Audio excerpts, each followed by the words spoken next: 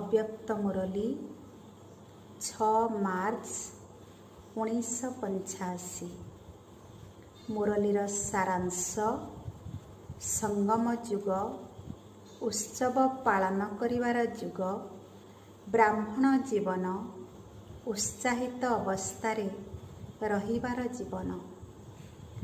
आज holiest highest अर्थात परम पवित्र एवं सर्वश्रेष्ठ पिता निजर होली हापी अर्थात पवित्र एवं सुखी हंस समान पिलामानंक सहित होली पर्व पालन करिबा पई आसिछंती। त्रिमूर्ति पिता आज 3 प्रकारर होलीर दिव्य रहस्य शुणाइबा पई मध्य आसिछंती। एमिति भी संगम जुग होली अर्थात पवित्र जुग अटे एवं उत्सव पालन करिवार जुग मध्य अटे। तुमे श्रेष्ठ आत्मा मानंकर प्रत्येक दिन प्रत्येक मुहूर्त उत्साह भरा उत्सव अटे। अज्ञानी आत्मा माने निजको उत्साहित करिबा पई उत्सव पालन करिथांती, किंतु तुमे श्रेष्ठ आत्मा मानंक पई एही ब्राह्मण जीवन उत्साहपूर्ण जीवन उमंग एवं खुशी रे भरपूर रहुथिबा जीवन। सेथिपाई ही संगम जुग को उत्सवर जुग कहा जाउछि। तुमर एही ईश्वरीय जीवन सर्वदा उमंग उत्साह रे रहिबार जीवन। जेउ समय रे तुमे माने सर्वदा खुशी रे नाची नाची शक्तिशाली ज्ञान अमृत पान करी सुखर गीत गाई गाई आंतरिक स्नेहर गीत गाई गाई निजर श्रेष्ठ जीवन बिताउछ। अज्ञानी आत्मा माने गोटे दिन उत्सव पालन करिथांती एवं अल्प समय पई उत्साहित होई जांती, पुणी जेमिति को सेमिति होई जांती। किंतु तुमे माने उत्सव पालन करिबा सहित निजे मध्य होली अर्थात पवित्र होई जाउछ एवं अन्य मानंकु मध्य पवित्र करि देउछ। सेमाने केवल उत्सव पालन करुछंती, किंतु तुमे माने होली पर्व पालन करिबा सहित निजे मध्य होली होई जाउछ।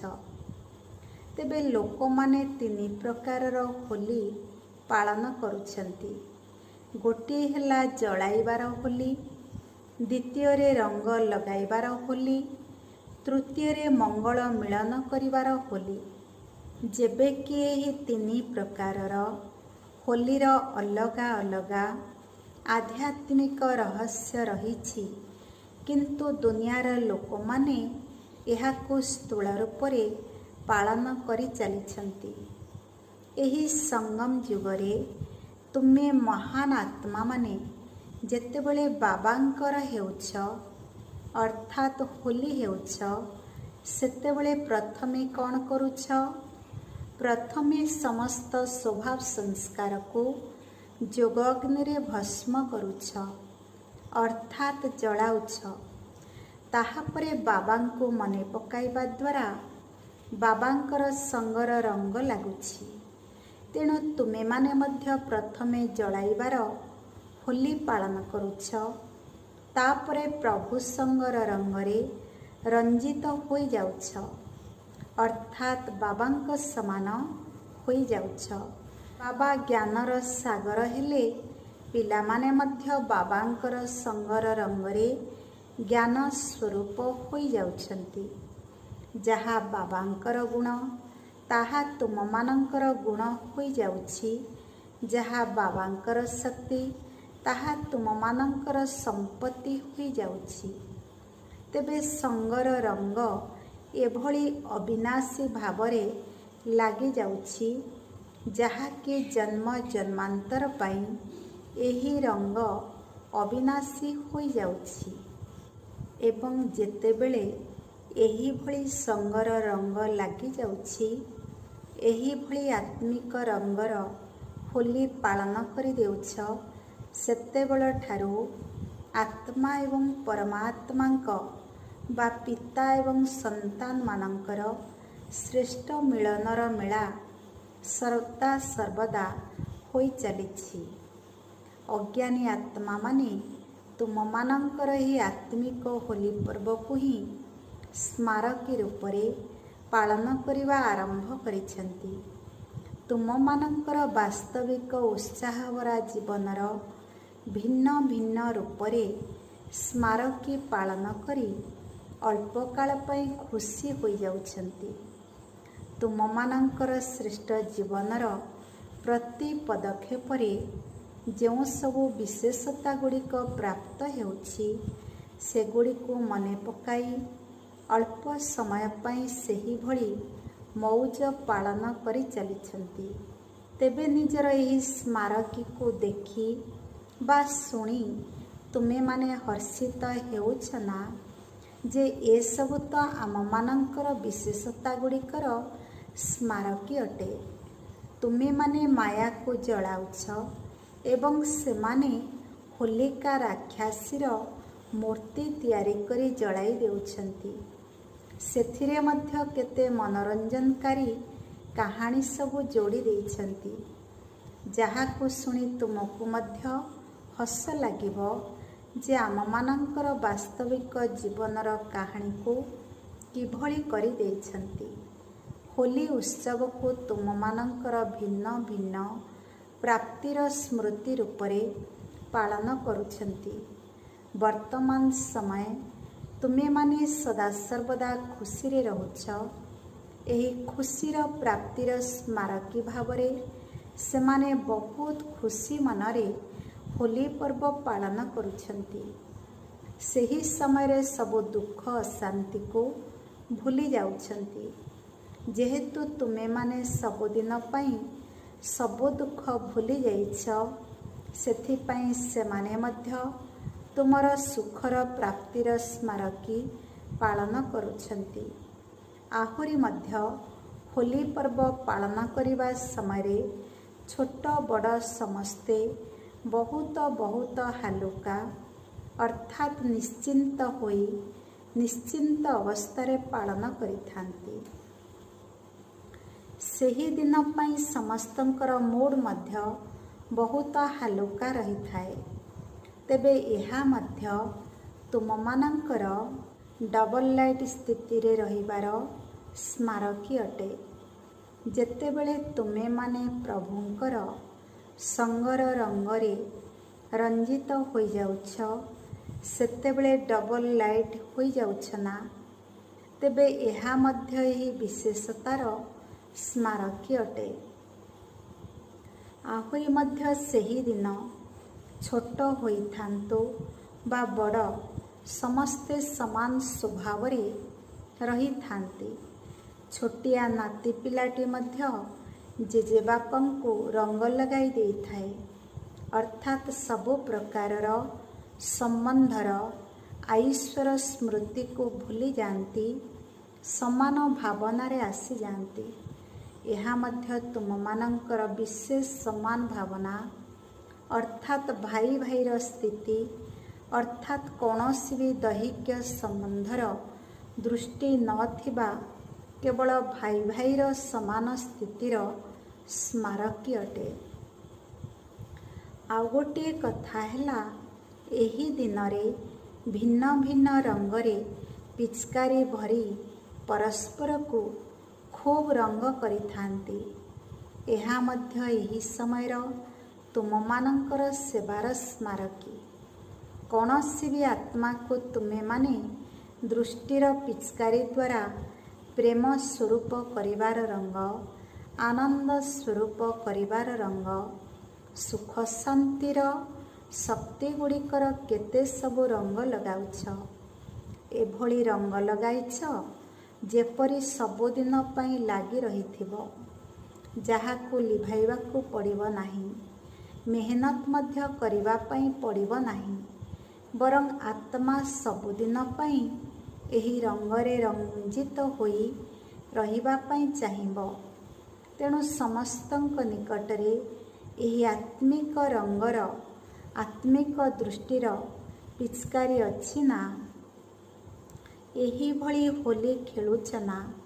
ଏହି ଆତ୍ମିକ ହୋଲି ତୁମମାନଙ୍କର ଜୀବନର ହିଁ ସ୍ମାରକୀ। ତେବେ ଏହିଭଳି ଭାବରେ ବାପଦାଦାଙ୍କ ସହିତ ମଙ୍ଗଳ ମିଳନ ମଧ୍ୟ କରୁଛ, ଯାହାକି ମିଳନ କରି କରି ବାବାଙ୍କ ସମାନ ହୋଇଯାଉଛ। ଏଭଳି ମଙ୍ଗଳ ମିଳନ କରୁଛ ଯାହାଦ୍ୱାରା ବାବାଙ୍କ ସହିତ ସର୍ବଦା ଯୁଗଳ ହୋଇ ରହିପାରିବ। କେହି ବି ଅଲଗା କରିପାରିବ ନାହିଁ। ଆହୁରି ମଧ୍ୟ ଏହି ଦିନଟି ସମସ୍ତ ବିତିଯାଇଥିବା କଥାକୁ ଭୁଲାଇବାର ଦିନ। ତୁମେମାନେ ଏବେ 63 ଜନ୍ମର ବିତିଯାଇଥିବା କଥାକୁ ଭୁଲି ଯାଉଛ ନା? ବିତିକୁ ବିନ୍ଦୁ ଲଗାଇ ଦେଉଛ। ସେଥିପାଇଁ ହୋଲି ଅର୍ଥାତ୍ ବିତି କଥାକୁ ବିତି କରିବା ମଧ୍ୟ କହିଥାନ୍ତି। କିପରି ବି କଡ଼ା ଶତ୍ରୁତାକୁ ଭୁଲି ପରସ୍ପର ମିଳନ କରିବାର ଦିନ ମଧ୍ୟ କହିଥାନ୍ତି। କାରଣ ତୁମେମାନେ ମଧ୍ୟ ନିଜର ଆତ୍ମାର ଶତ୍ରୁ ଆସୁରୀ ସଂସ୍କାର ଏବଂ ଆସୁରୀ ସ୍ୱଭାବକୁ ଭସ୍ମ କରି ପ୍ରଭୁ ମିଳନ କରୁଛ ନା? ଭାବୁଛ ସଂକଳ୍ପ ମାତ୍ରରେ ମଧ୍ୟ ପୁରୁଣା ସଂସ୍କାର ସ୍ମୃତିରେ ନ ଆସୁ। ସେମାନେ ମଧ୍ୟ ତୁମମାନଙ୍କର ଏହିଭଳି ଭୁଲିଯିବାର ବିଶେଷତାର ସ୍ମାରକୀକୁ ପାଳନ କରୁଛନ୍ତି।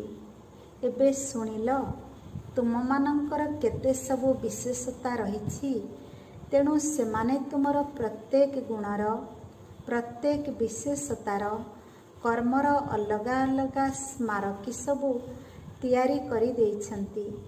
ଯେଉଁମାନଙ୍କର ପ୍ରତ୍ୟେକ କର୍ମ ସ୍ମାରକୀ ହେଉଥିବ, ଯାହାକୁ ମନେ ପକାଇ ସମସ୍ତେ ଖୁସି ହୋଇଯାଉଥିବେ, ତେବେ ସେ ନିଜେ କେତେ ମହାନ ହୋଇଥିବେ। ଏବେ ନିଜକୁ ବୁଝିପାରିଲ ତୁମେ କିଏ? ହୋଲି ଅର୍ଥାତ୍ ପବିତ୍ର ତ ଅଟ, କିନ୍ତୁ କେତେ ବିଶେଷ ଆତ୍ମା ମଧ୍ୟ ଅଟ। ଡବଲ ବିଦେଶୀମାନେ ଯଦିଓ ନିଜର ଏହି ଶ୍ରେଷ୍ଠତାର ସ୍ମାରକୀକୁ ଜାଣିନଥାଇ ପାରନ୍ତି, କିନ୍ତୁ ତୁମମାନଙ୍କର ମନ ପକାଇବାର ମହତ୍ତ୍ୱକୁ ଦୁନିଆର ଲୋକମାନେ ମନେ ପକାଇ ତାହାର ସ୍ମାରକୀ ଭାବରେ ଉତ୍ସବ ପାଳନ କରୁଛନ୍ତି। ଏବେ ବୁଝିଲ ହୋଲି ପର୍ବଟି କ'ଣ? ତୁମେ ସବୁ ତ ବାବାଙ୍କର ସଙ୍ଗର ରଙ୍ଗରେ ରଙ୍ଗୀନ ହୋଇଯାଇଛ। ଏହିଭଳି ପ୍ରେମର ରଙ୍ଗରେ ରଙ୍ଗୀନ ହୋଇଯାଇଛ, ଯାହାକି କେବଳ ବାବାଙ୍କ ବ୍ୟତୀତ ଅନ୍ୟ କିଛି ବି ଦେଖାଯାଉ ନାହିଁ। ସ୍ନେହରେ ହିଁ ଖାଉଛ, ପିଉଛ, ଚାଲୁଛ, ଗାଉଛ, ନାଚିବାରେ ଲାଗିଛ। ତେବେ ପକ୍କା ରଙ୍ଗ ଲାଗିଛି ନା କଞ୍ଚା ରଙ୍ଗ ଲାଗିଛି? କିଭଳି ରଙ୍ଗ ଲାଗିଛି? କଞ୍ଚା ନା ପକ୍କା? ବିତିକୁ ବିତି କରିଦେଇଛ। ତେଣୁ ଭୁଲରେ ମଧ୍ୟ ପୁରୁଣା କଥା ମନେ ନ ପଡ଼ୁ। କହୁଛ ନା କ'ଣ କରିବି ମନେ ପଡ଼ିଗଲା। ତେବେ ଏହା ଭୁଲରେ ଆସିଯାଉଛି। ନୂଆ ଜନ୍ମ, ନୂଆ କଥା, ନୂଆ ସଂସ୍କାର, ନୂଆ ଦୁନିଆ ଏବଂ ବ୍ରାହ୍ମଣମାନଙ୍କର ଏହି ସଂସାର ମଧ୍ୟ ନୂଆ। ବ୍ରାହ୍ମଣମାନଙ୍କର ଭାଷା ମଧ୍ୟ ନୂଆ, ଆତ୍ମାର ଭାଷା ମଧ୍ୟ ନୂଆ ଅଟେ। ସେମାନେ କ'ଣ କହୁଛନ୍ତି ଏବଂ ତୁମେମାନେ କ'ଣ କହୁଛ? ପରମାତ୍ମାଙ୍କ ପାଇଁ ମଧ୍ୟ ନୂଆ କଥା କହୁଛ। ତେଣୁ ଭାଷା ବି ନୂଆ, ପ୍ରଥା ପରମ୍ପରା ମଧ୍ୟ ନୂଆ, ସମ୍ବନ୍ଧ ସମ୍ପର୍କ ମଧ୍ୟ ନୂଆ। ସବୁ କିଛି ନୂଆ ହୋଇଯାଇଛି। ପୁରୁଣା ସମାପ୍ତ ହୋଇଯାଇଛି, ନୂଆ ଆରମ୍ଭ ହୋଇଯାଇଛି।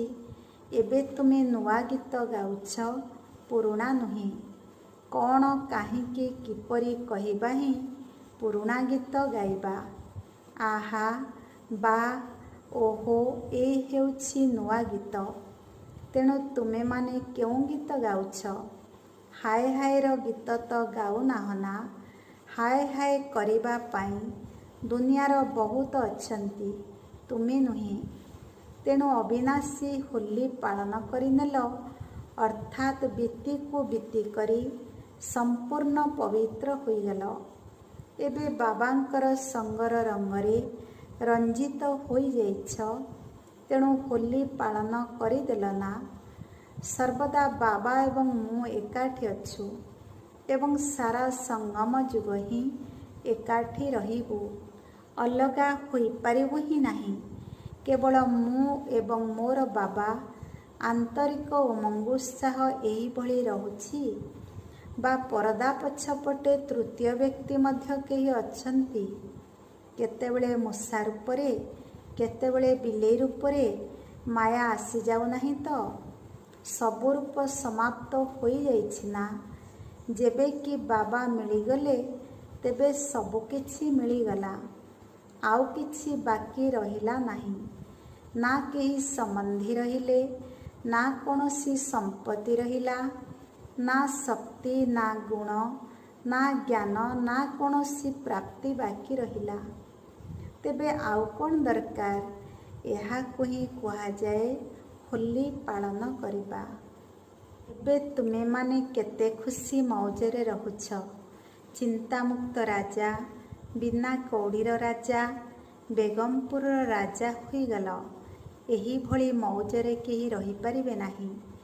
ଦୁନିଆ ହିସାବରେ ଯଦିଓ କେହି ଅତି ଧନବାନ ହୋଇଥାଉ ବା ଅତି ନାମୀଗ୍ରାମୀ ବ୍ୟକ୍ତି ହୋଇଥାଉ ବା ବହୁତ ଶାସ୍ତ୍ରବାଦୀ ହୋଇଥାଉ, ବେଦ ପୁରାଣର ପାଠକ ହୋଇଥାଉ ବା ନବଦା ଭକ୍ତ ହୋଇଥାଉ, ନମ୍ବର 1 ବୈଜ୍ଞାନିକ ହୋଇଥାଉ ବା କୌଣସି ପ୍ରକାରର ଧନ୍ଦା କରୁଥାଉ, କିନ୍ତୁ ଏଭଳି ମଉଜ ଭରା ଜୀବନରେ କେବେ ବି ନଥିବ ଯେଉଁଥିରେ ମେହନତ ନାହିଁ, କେବଳ ମୋହବତ ହିଁ ମୋହବତ ଥିବ। ଅର୍ଥାତ୍ ଈଶ୍ୱରୀୟ ସ୍ନେହ ଆଧାରରେ ହିଁ ଜୀବନ ବିତାଉଥିବ। ନିଜର କୌଣସି ଚିନ୍ତା ନଥିବ, କିନ୍ତୁ ସମସ୍ତଙ୍କର ଶୁଭଚିନ୍ତକ ହୋଇଥିବ ଏବଂ ଶୁଭ ଚିନ୍ତନ କରୁଥିବ। ଏହିଭଳି ମଉଜ ଭରା ଜୀବନ ବିତାଉଥିବା ଆତ୍ମା ସାରା ବିଶ୍ୱରେ ବୁଲି ବୁଲି ଦେଖ, ଯଦି କେହି ମିଳିଯିବ ତେବେ ଆଣି ଦେଖାଅ। ସେଥିପାଇଁ ଗୀତ ଗାଉଛ ନା? ମଧୁବନରେ ବାବାଙ୍କର ସଂସାରରେ ମଉଜ ହିଁ ମଉଜ। ଖାଅ ପିଅ ସବୁଥିରେ ମଉଜ। ନିଦ ପାଇଁ ଔଷଧ ଖାଇବାର କୌଣସି ଆବଶ୍ୟକତା ନାହିଁ। ଯଦି ବାବାଙ୍କ ସାଥିରେ ଶୋଇଯିବ ତେବେ ନିଦ ବଟିକା ଖାଇବାର ଆବଶ୍ୟକତା ପଡ଼ିବ ନାହିଁ। ଏକୁଟିଆ ଶୋଉଛ, ତେଣୁ କହୁଛ ହାଇ ବ୍ଲଡ଼ ପ୍ରେସର ଅଛି, ବ୍ୟଥା ହେଉଛି, ତେଣୁ ଔଷଧ ଖାଇବାକୁ ପଡ଼ୁଛି। ଯଦି ବାବା ସାଥିରେ ଥିବେ, କହିବ ବାବା ଆପଣଙ୍କ ସାଥିରେ ଶୋଉଛି, ତେବେ ଏହା ଔଷଧର କାମ କରିବ।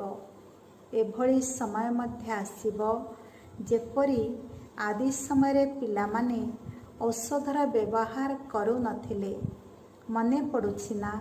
ଆରମ୍ଭ ସମୟରେ କେତେ ଦିନ ପର୍ଯ୍ୟନ୍ତ ଔଷଧ ନଥିଲା।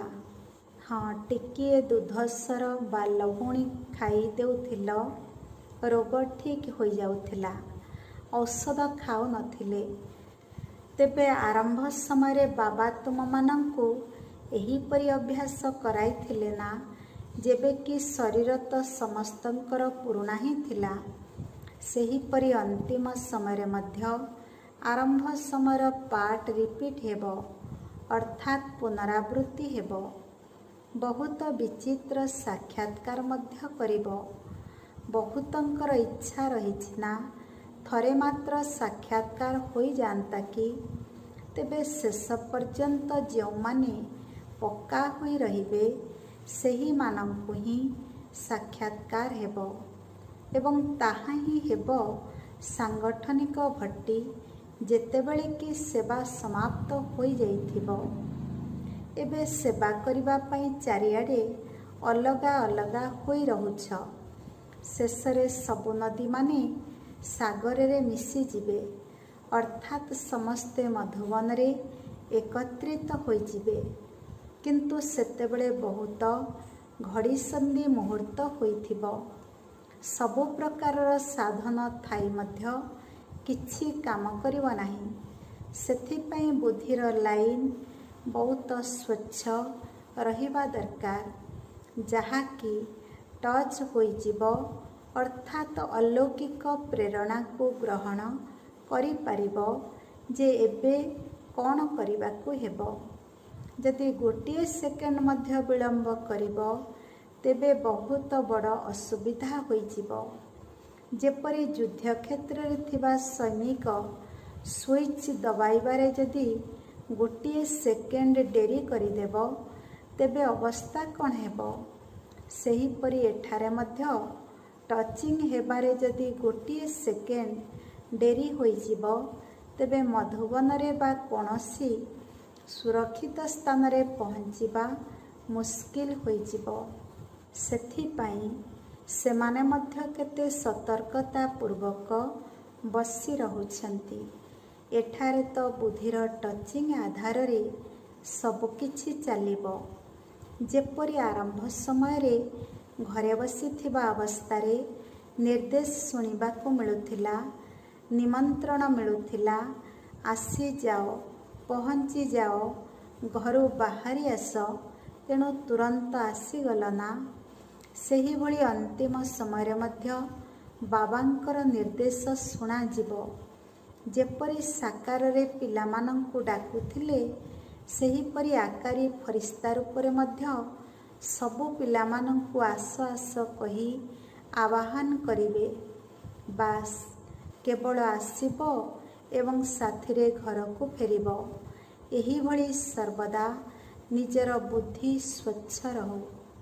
ଯଦି ଅନ୍ୟ କେଉଁଆଡ଼େ ବି ତୁମର ଧ୍ୟାନ ଗଲା ତେବେ ବାବାଙ୍କର ନିର୍ଦ୍ଦେଶ, ବାବାଙ୍କର ଡାକରା ଶୁଣିପାରିବ ନାହିଁ। ତେଣୁ ଏହିଭଳି ଆଗକୁ ନିଶ୍ଚିତ ହେବ। ଟିଚରମାନେ ଭାବୁଛନ୍ତି ଆମେ ତ ଠିକ୍ ସମୟରେ ପହଞ୍ଚିଯିବୁ, କିନ୍ତୁ ଏଭଳି ବି ହୋଇପାରେ ଯେ ବାବା ତୁମମାନଙ୍କୁ ସେହିଠାରେ ହିଁ କିଛି ନିର୍ଦ୍ଦେଶ ଦେବେ। ସେହିଠାରେ ଅର୍ଥାତ୍ ତୁମର ସେବା ସ୍ଥାନରେ ହିଁ ତୁମକୁ କୌଣସି ବିଶେଷ କାର୍ଯ୍ୟ କରିବାର ଥିବ। ସେଠାରେ କାହାକୁ ଶକ୍ତି ଦେବାର ଥିବ ବା ସାଥିରେ ନେଇ ଆସିବାର ଥିବ। ଏଭଳି ମଧ୍ୟ ହେବ। କିନ୍ତୁ ଯଦି ବାବାଙ୍କର ନିର୍ଦ୍ଦେଶ ଅନୁସାରେ ରହିଥିବ ତେବେ ହେବ। ନିଜର ମନ ମଧ୍ୟରେ ରହିନଥିବ ବା ମୋହର ଆକର୍ଷଣ କାରଣରୁ ରହିନଥିବ। ହାୟ ମୋ ସେଣ୍ଟରର କ'ଣ ହେବ, ଏଭଳି ସଂକଳ୍ପ ଆସୁନଥିବ। ଅମୁକ ଜିଜ୍ଞାସୁକୁ ମଧ୍ୟ ସାଥିରେ ନେଇଯିବି, ଇଏ ତ ଅନନ୍ୟ ଅଟେ, ବହୁତ ସହଯୋଗୀ ଅଟେ, ଏଭଳି ସଂକଳ୍ପ ମଧ୍ୟ ଆସୁନଥିବ। ଯଦି କାହା ପାଇଁ ବି ଅଟକି ଯିବ ତେବେ ରହିଯିବ। ଏହିଭଳି ପ୍ରସ୍ତୁତ ଅଛ ନା, ଏହାକୁ ହିଁ କୁହାଯିବ ଏଭର ରେଡି, ଅର୍ଥାତ୍ ସର୍ବଦା ପ୍ରସ୍ତୁତ ଥିବା ଆତ୍ମା। ସବୁବେଳ ପାଇଁ ସବୁକିଛି କାର୍ଯ୍ୟ ସମାପ୍ତ କରି ପ୍ରସ୍ତୁତ ରହିଥିବ। ସେତେବେଳେ କାର୍ଯ୍ୟ ସମାପ୍ତ କରିବାର ସଂକଳ୍ପ ଯେପରି ନ ଆସେ। ଏ କାମ କରିନେବି, ସେ କାମ କରିନେବି। ସାକାର ବାବାଙ୍କ ସମୟର କଥା ମନେ ପଡ଼ୁଛି ନା? ଯେଉଁମାନେ ଯୋଗ୍ୟ ସେବାଧାରୀ ପିଲାମାନେ ଥିଲେ ସେମାନେ ନିଜର ସ୍ଥୂଳ ବ୍ୟାଗ୍ ବ୍ୟାଗେଜ୍ ସର୍ବଦା ପ୍ରସ୍ତୁତ ଅବସ୍ଥାରେ ରଖୁଥିଲେ। ଟ୍ରେନ୍ ପହଞ୍ଚିବା ପାଇଁ ମାତ୍ର 5 ମିନିଟ୍ ବାକି ଥିବ ଏବଂ ସେତିକି ବେଳେ ନିର୍ଦ୍ଦେଶ ମିଳିବ ଯେ ଅମୁକ ସେବାରେ ଯାଅ। ତେଣୁ ସେମାନଙ୍କର ବ୍ୟାଗ୍ ବସ୍ତାନି ସବୁବେଳେ ପ୍ରସ୍ତୁତ ରହୁଥିଲା। ତାଙ୍କ ପୂର୍ବ ଷ୍ଟେସନରେ ଟ୍ରେନ୍ ପହଞ୍ଚି ସାରିଥିବ ଏବଂ ସେମାନେ ଯିବା ପାଇଁ ବାହାରୁଥିବେ। ଏଭଳି ମଧ୍ୟ ଅନୁଭବ କରିଛ ନା? ସେହିଭଳି ମନର ସ୍ଥିତିରେ ମଧ୍ୟ ବ୍ୟାଗ୍ ବସ୍ତାନି ସର୍ବଦା ପ୍ରସ୍ତୁତ ରହିବା ଦରକାର। ବାବା ଡାକିବା କ୍ଷଣି ପିଲାମାନେ ଜି ହାଜିର କରି ପହଞ୍ଚି ଯାଉଥିବେ। ଏହାକୁ ହିଁ କୁହାଯିବ ଏଭର ରେଡି। ଏହିଭଳି ସର୍ବଦା ସଙ୍ଗର ରଙ୍ଗରେ ରଞ୍ଜିତ ହୋଇଥିବା, ସର୍ବଦା ବୀତିକୁ ବୀତି କରି ବର୍ତ୍ତମାନ ଏବଂ ଭବିଷ୍ୟତକୁ ଶ୍ରେଷ୍ଠ କରୁଥିବା, ସର୍ବଦା ପରମାତ୍ମା ମିଳନ କରୁଥିବା, ସର୍ବଦା ପ୍ରତ୍ୟେକ କର୍ମ ଯୋଗଯୁକ୍ତ ହୋଇ କରୁଥିବା, ଅର୍ଥାତ୍ ପ୍ରତ୍ୟେକ କର୍ମକୁ ସ୍ମାରକୀ ଯୋଗ୍ୟ କରୁଥିବା, ସର୍ବଦା ଖୁସିରେ ନାଚି ଗାଇ ସଙ୍ଗମ ଯୁଗର ମୌଜ ପାଳନ କରୁଥିବା ଏହିଭଳି ବାବାଙ୍କ ସମାନ ହଂସମାନଙ୍କୁ ବାପଦାଦାଙ୍କର ୟାଦ ପ୍ୟାର ଏବଂ ନମସ୍ତେ। ବାପଦାଦା ସବୁ ପିଲାଙ୍କର ପତ୍ରର ଉତ୍ତର ଦେବା ସମୟରେ ହୋଲି ଉତ୍ସବର ଅଭିନନ୍ଦନ ଜଣାଇଲେ। ଚତୁର୍ଦିଗର ଅର୍ଥାତ୍ ଦେଶ ବିଦେଶର ସବୁ ପିଲାମାନଙ୍କର ସ୍ନେହ ଭରା, ଉମଙ୍ଗ ଉତ୍ସାହ ଭରା ଏବଂ କେଉଁଠି କେଉଁଠି ନିଜର ପୁରୁଷାର୍ଥର ପ୍ରତିଜ୍ଞା ଭରା ପତ୍ର ଏବଂ ସନ୍ଦେଶ ବାପଦାଦାଙ୍କୁ ମିଳିଛି। ବାପଦାଦା ସମସ୍ତ ହୋଲିହଂସମାନଙ୍କୁ ସର୍ବଦା ଯେପରି ବାବା ସେପରି ମୁଁ ଏହି ସ୍ମୃତି ରୂପକ ବିଶେଷ ସ୍ଲୋଗାନଟିକୁ ବରଦାନ ରୂପରେ ମନେ ପକାଇ ଦେଉଛନ୍ତି। ଯେକୌଣସି କର୍ମ କରିବା ସମୟରେ ବା ସଂକଳ୍ପ କରିବା ସମୟରେ ପ୍ରଥମେ ଚେକ୍ କର ଯେ ବାବାଙ୍କର ସଂକଳ୍ପ ଯେପରି ଅଟେ ମୋର ଏହି ସଂକଳ୍ପ ମଧ୍ୟ ସେହିପରି ଅଟେ ତ? ଯାହା ବାବାଙ୍କର କର୍ମ ତାହା ହିଁ ମୋର କର୍ମ। ଗୋଟିଏ ସେକେଣ୍ଡ ଭିତରେ ଚେକ୍ କରିନିଅ ଏବଂ ତାପରେ କାର୍ଯ୍ୟରେ କର, ତେବେ ସର୍ବଦା ବାବାଙ୍କ ସମାନ ଶକ୍ତିଶାଳୀ ଆତ୍ମା ହୋଇ ସଫଳତାର ଅନୁଭବ କରିପାରିବ। ସଫଳତା ମୋର ଜନ୍ମସିଦ୍ଧ ଅଧିକାର। ଏହିଭଳି ସହଜ ପ୍ରାପ୍ତିର ଅନୁଭବ କରିପାରିବ। ସଫଳତାର ତାରକା ମୁଁ ନିଜେ ହିଁ ଅଟେ। ତେଣୁ ସଫଳତା ମୋ ଠାରୁ ଅଲଗା ହୋଇପାରିବ ନାହିଁ। ସଫଳତାର ମାଳା ସର୍ବଦା ତୁମ ଗଳାରେ ପଡ଼ି ରହିଛି, ଅର୍ଥାତ୍ ପ୍ରତ୍ୟେକ କର୍ମରେ ସଫଳତାକୁ ଅନୁଭବ କରିପାରୁଛ। ବାପଦାଦା ଆଜିର ଏହି ହୋଲି ପର୍ବରେ ଉପସ୍ଥିତ ଥିବା ସଂଗଠନ ଭିତରେ ତୁମ ଭଳି ହୋଲିହଂସମାନଙ୍କୁ ସମ୍ମୁଖରେ ଦେଖୁଛନ୍ତି ଏବଂ ତୁମମାନଙ୍କ ସହିତ ହୋଲି ପାଳନ କରୁଛନ୍ତି। ସମସ୍ତଙ୍କୁ ସ୍ନେହ ଭରା ଦୃଷ୍ଟିରେ ଦେଖୁଛନ୍ତି। ସମସ୍ତଙ୍କର ବିଶେଷତାର ଭିନ୍ନ ଭିନ୍ନ ସୁଗନ୍ଧ ଗ୍ରହଣ କରୁଛନ୍ତି। ପ୍ରତ୍ୟେକଙ୍କର ଭିନ୍ନ ଭିନ୍ନ ବିଶେଷତାର ସୁଗନ୍ଧ କେତେ ମଧୁର ତାହା ଅନୁଭବ କରୁଛନ୍ତି। ବାବା ପ୍ରତ୍ୟେକ ବିଶେଷ ଆତ୍ମାକୁ ତାର ବିଶେଷତା ସହିତ ଦେଖୁଛନ୍ତି ଏବଂ ଏହି ଗୀତ ଗାଉଛନ୍ତି, ବାହା ମୋର ସହଜ ଯୋଗୀ ସନ୍ତାନ, ବାହା ମୋର ପଦ୍ମା ପଦମ ଭାଗ୍ୟଶାଳୀ ସନ୍ତାନ। ତେବେ ସମସ୍ତେ ନିଜ ନିଜର ବିଶେଷତା ଏବଂ ନାମ ସହିତ ନିଜକୁ ବାପଦାଦାଙ୍କ ଛତ୍ରଛାୟା ତଳେ ରହିବାର ଅନୁଭବ କର ଏବଂ ମାୟାର ପରୀକ୍ଷାରେ ଅବିଚଳିତ ସ୍ଥିତିରେ ରୁହ। ତୁମ ପାଇଁ ସବୁ କଥା ଛୋଟ, କିଛି ବି ବଡ଼ ନୁହେଁ। ତେଣୁ ଛୋଟ କଥାକୁ ବଡ଼ କର ନାହିଁ, ବଡ଼ କଥାକୁ ଛୋଟ କରିଦିଅ। ଯଦି ସର୍ବଦା ଉଚ୍ଚ ସ୍ଥିତିରେ ରହିବ, ତେବେ ବଡ଼ ବଡ଼ କଥା ମଧ୍ୟ ଛୋଟ ହୋଇଯିବ। କିନ୍ତୁ ତଳେ ରହିଲେ ଛୋଟ କଥା ମଧ୍ୟ ବଡ଼ ହୋଇଯିବ। ସେଥିପାଇଁ ଯେହେତୁ ତୁମକୁ ବାପଦାଦାଙ୍କ ଭଳି ସାଥୀ ମିଳିଛନ୍ତି, ତାଙ୍କର ସହଯୋଗର ହାତ ସର୍ବଦା ତୁମ ସହିତ ରହିଛି। ତେଣୁ ବିଚଳିତ ହୁଅ ନାହିଁ, ଖୁବ୍ ଉଡ଼। ଉଡ଼ିବାର ସ୍ଥିତି ଦ୍ୱାରା ଗୋଟିଏ ସେକେଣ୍ଡରେ ସବୁ ପରିସ୍ଥିତିକୁ ଅତିକ୍ରମ କରିଯାଅ। ବାବାଙ୍କର ସଙ୍ଗ ସଦାସର୍ବଦା ତୁମକୁ ନିରାପଦରେ ରଖିଛି ଏବଂ ଆଗକୁ ମଧ୍ୟ ରଖିବ। ଆଚ୍ଛା, ସମସ୍ତଙ୍କୁ ଶିକିଲଧା ଗେହ୍ଲା କହି ବାପଦାଦା ହୋଲି ପର୍ବର ଅଭିନନ୍ଦନ ଦେଉଛନ୍ତି।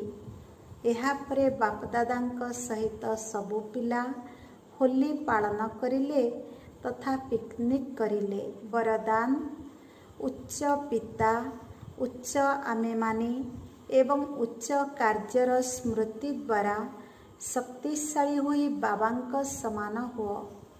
ବିସ୍ତାର: ଯେପରି ଆଜିକାଲିର ଦୁନିଆରେ ଯଦି କେହି ଭିଆଇପିର ସନ୍ତାନ ହୋଇଥିବ, ତେବେ ସେ ନିଜକୁ ମଧ୍ୟ ଭିଆଇପି ମନେ କରିବ। କିନ୍ତୁ ବାବାଙ୍କ ଠାରୁ ବଡ଼ ଭିଆଇପି ତ କେହି ନୁହନ୍ତି। ତେଣୁ ଆମେମାନେ ଏହିଭଳି ଉଚ୍ଚରୁ ଉଚ୍ଚ ପିତାଙ୍କର ସନ୍ତାନ, ଉଚ୍ଚ ଅର୍ଥାତ୍ ଶ୍ରେଷ୍ଠ ଆତ୍ମା ଅଟୁ। ଏହିଭଳି ସ୍ମୃତି ଆତ୍ମାକୁ ଶକ୍ତିଶାଳୀ କରିଦିଏ। ଉଚ୍ଚ ପିତା, ଉଚ୍ଚ ଆମେ ପିଲାମାନେ ଏବଂ ଉଚ୍ଚ କାର୍ଯ୍ୟ, ଏହିଭଳି ସ୍ମୃତିରେ ରହୁଥିବା ଆତ୍ମାମାନେ ସର୍ବଦା ବାବାଙ୍କ ସମାନ ହୋଇଯାଆନ୍ତି। ତେଣୁ ସାରା ବିଶ୍ୱ ସମ୍ମୁଖରେ ଶ୍ରେଷ୍ଠ ଏବଂ ଉଚ୍ଚ ଆତ୍ମା ତୁମମାନଙ୍କ ବ୍ୟତୀତ ଆଉ କେହି ନାହାନ୍ତି। ସେଥିପାଇଁ ତୁମମାନଙ୍କର ହିଁ ଗାୟନ ଏବଂ ପୂଜନ ହେଉଛି। ସ୍ଲୋଗାନ: ସମ୍ପୂର୍ଣ୍ଣତାର ଦର୍ପଣରେ ସୂକ୍ଷ୍ମ ଆକର୍ଷଣ ଗୁଡ଼ିକୁ ଚେକ୍ କର ଏବଂ ସେଥିରୁ ମୁକ୍ତ ହୁଅ। ଓମ୍ ଶାନ୍ତି। ସ୍ୱମାନ: ମୁଁ ଆତ୍ମା ହୋଲି ହଂସ ଅଟେ। ଆଜିର ମୁରଲୀରୁ ଶିକ୍ଷା। ପ୍ରଥମ ନମ୍ବର, ଲୋକମାନେ 3 ପ୍ରକାରର ହୋଲି ପାଳନ କରିଥାନ୍ତି। 1 ନମ୍ବର, ଜଳାଇବାର ହୋଲି। 2 ନମ୍ବର, ରଙ୍ଗ ଲଗାଇବାର ହୋଲି। 3 ନମ୍ବର, ମଙ୍ଗଳ ମିଳନ କରିବାର ହୋଲି। ଏସବୁର ଆଧ୍ୟାତ୍ମିକ ରହସ୍ୟ। ପ୍ରଥମ ନମ୍ବର, ଜଳାଇବାର ହୋଲି। ନିଜର ସମସ୍ତ ପୁରୁଣା ସ୍ୱଭାବ ସଂସ୍କାରକୁ ଯୋଗ ଅଗ୍ନିରେ ଭସ୍ମ କରିବା ଅର୍ଥାତ୍ ଜଳାଇବା। 2 ନମ୍ବର, ରଙ୍ଗ ଲଗାଇବାର ହୋଲି। ପରମାତ୍ମା ସଙ୍ଗର ରଙ୍ଗରେ ରଞ୍ଜିତ ହୋଇ ଜ୍ଞାନ ସ୍ୱରୂପ ହେବା। ଆତ୍ମିକ ଦୃଷ୍ଟିର ପିଚକାରୀ ଦ୍ୱାରା ପ୍ରେମ, ଆନନ୍ଦ, ସୁଖ, ଶାନ୍ତି ସ୍ୱରୂପର ରଙ୍ଗ ଲଗାଇବା। 3 ନମ୍ବର, ମଙ୍ଗଳ ମିଳନର ହୋଲି।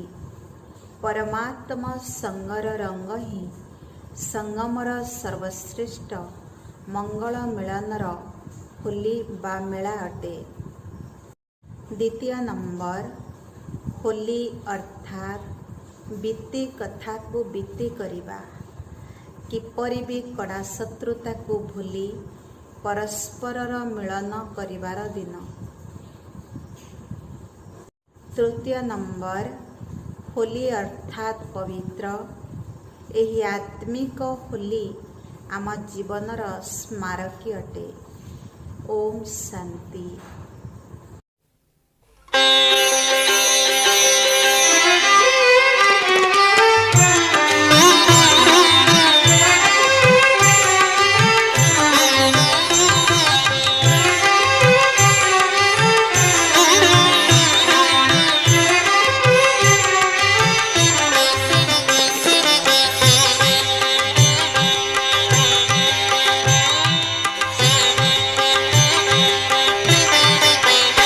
আমি নূতন